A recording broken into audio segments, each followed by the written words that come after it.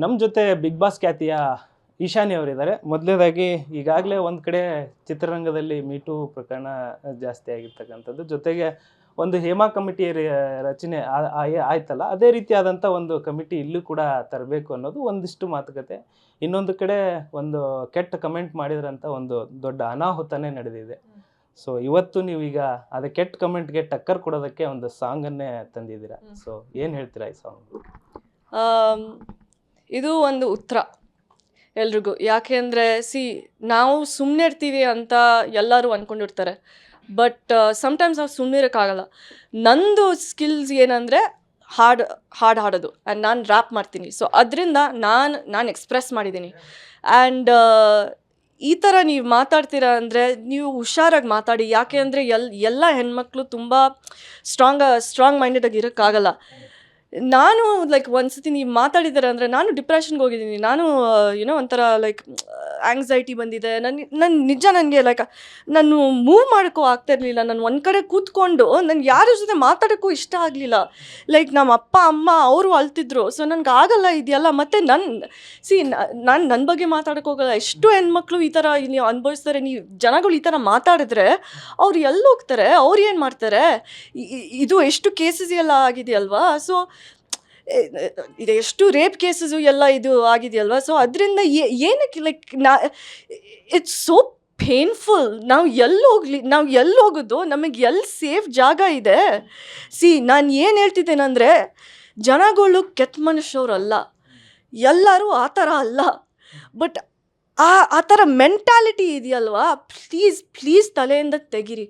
ಈ ಹಾಡು ನಾನು ಸ್ಟ್ರಾಂಗಾಗಿ ಬೋಲ್ಡಾಗಿ ಹೇಳಿರೋದು ಯಾಕೆಂದರೆ ನೀವು ಅದೇ ಪದಗಳು ಯೂಸ್ ಮಾಡಿದ್ದಾರೆ ಜನಗಳು.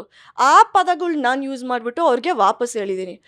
ಸಹಜವಾಗಿ ನೀವೀಗ ಈ ಒಂದು ಕಮೆಂಟ್ ಮಾಡಿದ್ರಿ, ಆ ಪದಗಳನ್ನ ನೆನೆಸ್ಕೊಂಡಾಗ ಸಹಜವಾಗಿ ಭಾವುಕರಾದ್ರಿ, ಅವಾಗಲೇ ಎಮೋಷ್ನಲ್ ಆದ್ರಿ.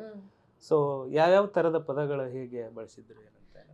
ಅಯ್ಯೋ, ಆ ಥರ ಪದಗಳು ನಾನು ಹೇಳಿದ್ರೆ ಈ ಟೆಲಿವಿಷನಲ್ಲಿ ಅಷ್ಟೇ ನಾನು ಎಲ್ಲಿ ಹೋಗ್ತೀನಿ ಅಂತ ನನಗೆ ಗೊತ್ತಿಲ್ಲ. ಬೀಪ್ ಹಾಕ್ಲೇಬೇಕು. ಸೊ ಆ ಪದಗಳು ಬೇಕು ನೋಡಿ. ಏನು ಕೇಳಿಸ್ಕೋಬೇಕಂದ್ರೆ ಡೆಫಿನೆಟಾಗಿ ಮ್ಯೂಸಿಕ್ ವಿಡಿಯೋ ನೋಡಿ, ಈಶಾನಿ ಮ್ಯೂಸಿಕ್ ಅಂತ, ಅಸ್ಲಿ ಬಣ್ಣ ಅಂತ, ಅಲ್ಲಿ ಆ ಪದಗಳು ಇರುತ್ತೆ. ಅವ್ರು ಏನು ಹೇಳಿದಾರೋ ಅದೇ ಪದಗಳು ಯೂಸ್ ಮಾಡಿದ್ದೀನಿ.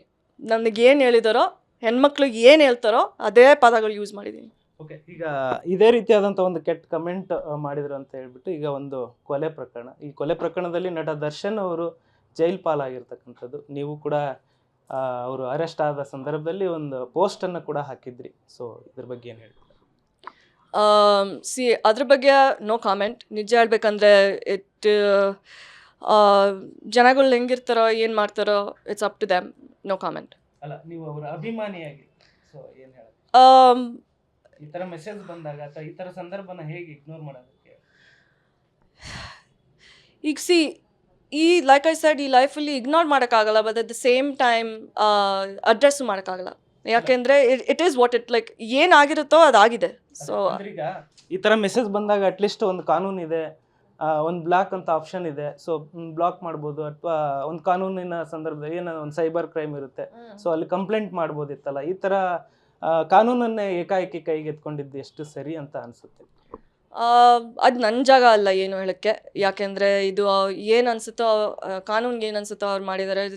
ದರ್ಶನ್ ಅವ್ರ ಬಗ್ಗೆ ನಾನು ಯಾರೂ ಇಲ್ಲ ಏನು ಹೇಳೋಕ್ಕೆ. ಯಾಕೆಂದರೆ ಅವರು ಅವ್ರ ಆ್ಯಕ್ಟರು, ಏನು ಮಾಡಿದಾರೋ ಎಲ್ರಿಗೂ ಗೊತ್ತು. And but it is what it is ಅಷ್ಟೇ. ಬರ್ತಾ ದರ್ಶನ್ ಅವ್ರ ಮೇಲೆ ಈಗ ಚಾರ್ಜ್ ಶೀಟ್ ಆದಮೇಲೆ, ಸೊ ಅವ್ರ ಮೇಲೆ ಈಗ ಒಂದಿಷ್ಟು ಏನಂದರೆ ಕೇಸ್ ಇದು ಸಾಕ್ಷ್ಯಗಳು ಪ್ರಬಲ ಆಗ್ತಾ ಇದೆ. ಸೊ ಈ ಒಂದು ಸಂದರ್ಭದಲ್ಲಿ ದರ್ಶನ್ ಅವ್ರ ಬಗ್ಗೆ, ಅಥವಾ ನೀವು ಅವ್ರು ಕಂಡಂತೆ ದರ್ಶನ್ ಅವ್ರು ಏನು ಹೇಳೋಕ್ಕೆ ಇಷ್ಟ? ಇದೆಲ್ಲ ನೋಡಿದ್ಮೇಲೆ ಆಬ್ವಿಯಸ್ಲಿ ಒಂದು ಹೆಣ್ಮಕ್ಳು ಥರ ಲೈಕ್ ನಾನು ಒಂದು ಹೆಣ್ಮಗು ಥರ ನನಗೆ ತುಂಬ ಎಫೆಕ್ಟ್ ಆಗುತ್ತೆ. But it is what it is. ನಾನು ಏನೂ ಹೇಳೋಕ್ಕಾಗಲ್ಲ. ನಿಜ ಹೇಳ್ಬೇಕಂದ್ರೆ ನಾನು ತುಂಬ ಎಮೋಷ್ನಲ್ ಆಗಿಬಿಡ್ತೀನಿ. ಅದಕ್ಕೆ ನಾನು ಅದ್ರ ಬಗ್ಗೆ ಏನೋ ಮಾತಾಡೋಕ್ಕಾಗಲ್ಲ. ಒಂದು ಕಡೆ ಕೆಟ್ಟದಾಗಿ ಕಮೆಂಟ್ ಮಾಡಿದಂಥ ರೇಣುಕಾಸ್ವಾಮಿಯನ್ನು ಕೆಟ್ಟದಾಗಿ ಕಮೆಂಟ್ ಮಾಡಿದ್ರು, ಅವರು ಕೊಲೆನೂ ಆಗೋಯ್ತು. ಸೊ ಅವ್ರು ನಂಬಿದಂಥ ಒಂದು ಫ್ಯಾಮ್ಲಿ ಈಗ ಬೀದಿಗೆ ಬಂದಿರತಕ್ಕಂಥದ್ದು, ಸಾಕಷ್ಟು ಸಂಕಷ್ಟದಲ್ಲಿದೆ. ಅವರ ಕುಟುಂಬ ನೋಡಿದ್ರೆ ಏನು ಅನಿಸುತ್ತೆ ನಿಮಗೆ ಅಂತ? ಲೈಕ್ ಐ ಸೆಡ್, ಈ ಟಾಪಿಕ್ ತುಂಬ ಸೆನ್ಸಿಟಿವ್ ಆಗಿದೆ. ಆ್ಯಂಡ್ ಫ್ಯಾಮ್ಲಿ ಬಗ್ಗೆ ಯೋಚನೆ ಮಾಡ್ಬೇಕಂದ್ರೆ family is family and it's a sensitive topic ಅಷ್ಟೇ ಹೇಳ್ತೀನಿ, ಇನ್ನೇನು ಹೇಳೋಕ್ಕಾಗಲ್ಲ. ಮತ್ತು ನಿಮ್ಮ ಒಂದು ಈ ಸಾಂಗ್ ಟಕ್ಕರ್ ಕೊಟ್ರಿ, ಮತ್ತೆ ಇನ್ನೇನು ಇನ್ನು ಈ ಒಂದು ಸಾಂಗ್ ಮೂಲಕ ಬೇರೆ ಯಾವ ರೀತಿಯಾದಂಥ ಏನು ಅವ್ರು ರಿಸೀವ್ ಮಾಡ್ಕೋಬೋದು, ಅಥವಾ ಮತ್ತೆ ಬೇರೆ ಇನ್ನೂ ಟು ಬಿ ಕಂಟಿನ್ಯೂ ಅಂತ ಕೊಟ್ಟಿದ್ದೀರಾ, ಸೊ ಯಾವ ರೀತಿ ಇರುತ್ತೆ, ಯಾವ ಥರ ಎಕ್ಸ್ಪೆಕ್ಟ್ ಮಾಡ್ಬೋದು ಅಂತ? ಅದು ಒಂದು ಸರ್ಪ್ರೈಸು. ಒಂದು ಸರ್ಪ್ರೈಸೇ ಇರಲಿ ಅಂತ ನಾನು ನನಗನ್ಸುತ್ತೆ, ಯಾಕೆಂದರೆ ಜನಗಳಿಗೆ ಗೊತ್ತಾಗುತ್ತೆ. ಬಟ್ ಡೆಫಿನೆಟ್ ಆಗಿ ನಾನು ತುಂಬ ಜಾಸ್ತಿ ನಾನು ಹೇಟ್ ಸ್ಪ್ರೆಡ್ ಮಾಡೋಕ್ಕೆ ನನಗೆ ಇಷ್ಟ ಇಲ್ಲ. ನಾನು ಬೋಲ್ಡ್ ಆಗಿದ್ದೀನಿ, ನನಗೆ ಏನು ಅನಿಸುತ್ತೋ ನಾನು ಅದು ಹೇಳ್ತೀನಿ. ಈ ಹಾಡಲ್ಲಿ ನಾನು ಅದು ಹೇಳಿದ್ದೀನಿ ಅಷ್ಟೇ. ಇದಾದಮೇಲೆ ಏನು ಬರುತ್ತೋ ನೀವು ನೋಡಿ ಅಷ್ಟೇ. ಓಕೆ, ಈಗ ಕನ್ನಡ ಚಿತ್ರರಂಗದಲ್ಲಿ ಮಹಿಳೆಯರಿಗೆ ಒಂದಿಷ್ಟು ಕಿರುಕುಳ ಇದೆ, ಅವರಿಗೆ ಅಸಮಾನತೆ ಇದೆ ಅನ್ನೋ ಒಂದಿಷ್ಟು ಮಾತುಗಳು ಕೇಳಿ ಬಂದಿತ್ತು. ಈ ಒಂದು ಸಂದರ್ಭದಲ್ಲಿ ಹೇಮಾ ಸಮಿತಿ ಏನು ರಚನೆ ಆಯಿತು, ಅದೇ ರೀತಿಯಾದಂಥ ಒಂದು ವರದಿ ಇಲ್ಲಿ ರಚಿಸಬೇಕು ಅಂತ ಕೂಡ ಈಗ ಸರ್ಕಾರದ ಗಮನಕ್ಕೆ ತರಲಾಗಿದೆ. ಸೊ ಈ ಒಂದು ಚಿತ್ರರಂಗದಲ್ಲಿ ಆಗ್ತಾ ಇರ್ತಕ್ಕಂಥ ಒಂದು ಬೆಳವಣಿಗೆ ಜೊತೆಗೆ ನಿಮಗೇನಾದರೂ ಆ ಥರ ಅನುಭವ ಆಗಿದ್ದು, ಅಬ್ಯೂಸ್ ಆಗಿರ್ತಕ್ಕಂಥದ್ದು ಏನಾದರೂ ಇದ್ದರೆ? ನಾವು ಎಲ್ಲರೂ ಈ ಥರ ಪ್ರಾಬ್ಲಮ್ಸ್ ಇರುತ್ತೆ ನಮಗೆಲ್ರಿಗೂ. ನಾವು ಜಾಸ್ತಿ ಅದ್ರ ಬಗ್ಗೆ ಮಾತಾಡೋಕ್ಕಾಗಲ್ಲ. But yes, I've been through abuse and ತುಂಬ ಹೆಣ್ಮಕ್ಳು ಇದ್ರ ಅಬ್ಯೂಸಿಗೆ ಹೋಗ್ತಾರೆ. ಅಬ್ಯೂಸ್ ಅಂದರೆ ಅಷ್ಟು ಫಿಸಿಕಲ್ ಅಬ್ಯೂಸ್ ಅಲ್ಲ, ತುಂಬ ಡಿಫ್ರೆಂಟ್ ಫಾರ್ಮ್ಸ್ ಆಫ್ ಅಬ್ಯೂಸ್ ಇರುತ್ತೆ. ಮೆಂಟಲ್ ಇರಲಿ, ವರ್ಬಲ್ ಇರಲಿ, ಇಮೋಷ್ನಲ್ ಇರಲಿ, ಮತ್ತು ಫಿಸಿಕಲ್ ಇರಲಿ. ನಾವು ಇಮೋಷ್ನಲಿ ಅಬ್ಯೂಸ್ ಆಗಿದ್ದರೆ, ವರ್ಬಲ್ ಅಬ್ಯೂಸ್ ಆಗಿದ್ದರೆ ಅದೆಲ್ಲ ನಾವು ತಲೆ ತೆಗ್ಬಿಟ್ಟು ಅವ್ರನ್ನ ಬ್ಲಾಕ್ ಮಾಡಿಬಿಡಿ ಅಷ್ಟೇ. And at the same time ಅವ್ರು ಇಟ್ಕೊಳ್ಳೋಕೆ ಹೋಗ್ಬಿಡಿ ಇಲ್ಲ ನಿಮ್ಮ ಲೈಫಲ್ಲಿ. ಯಾವುದಾದ್ರೂ ರಿಲೇಷನ್ಶಿಪ್ ಬಗ್ಗೆ ಇರಲಿ, ಏನಾದರೂ ಇರಲಿ, don't keep dum in your life. But ಆಚೆ ಅವ್ರು ಇರುವಾಗ ಅವರು ನಿಮಗೆ ಲೈಫಲ್ಲಿ ಏನೂ ಇಲ್ಲ ಅಂದರೆ ಜಸ್ಟ್ ಇಗ್ನೋರ್ ಮಾಡ್ಬಿಟ್ಟು ಬ್ಲಾಕ್ ಮಾಡಿ. And obviously at the same time ನನಗೂ ಎಫೆಕ್ಟ್ ಆಗಿದೆ ಈ ಥರ. ನಾನು ಏನು ಮಾಡಿದ್ದೀನಿ ಅಂದರೆ, ಈ ಹಾಡು ನಾನು ಉತ್ತರ ಕೊಟ್ಟಿದ್ದೀನಿ, ಯಾಕೆಂದರೆ it is what it is. But in general ನಾನು ಬ್ಲಾಕ್ ಮಾಡ್ತೀನಿ, ನಾನು ಇಗ್ನೋರ್ ಮಾಡ್ತೀನಿ.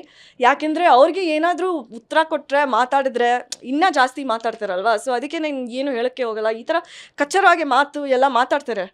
ಬಟ್ ಅದು ನನಗೂ ಮೆಸೇಜಸ್ ಬಂದಿದೆ ಆ ಥರ.